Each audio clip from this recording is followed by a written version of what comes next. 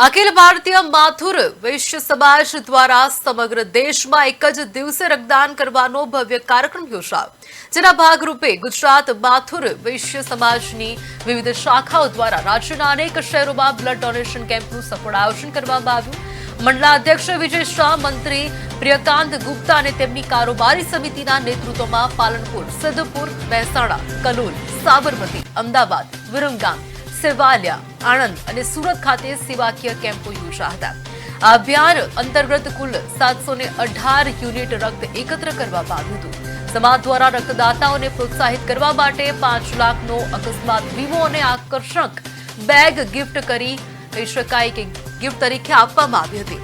માથુર વૈશ્ય ગુપ્તા સમાજ દ્વારા રાષ્ટ્રહિત કાર્ય આવા પ્રશંસનીય અને અવનવા સેવાકીય કાર્યો સતત કરવામાં આવે છે।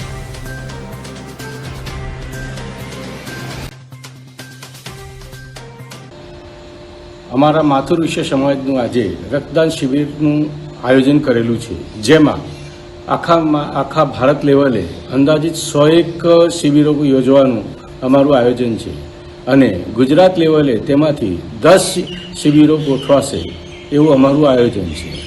આ આયોજનમાં અમારા ત્યાં આગળ અંદાજિત 1001 યુનિટ ગુજરાત લેવલે અને 10,000 યુનિટ ભારત લેવલે એકત્રિત થાય તેવી અમારી ગણતરી છે।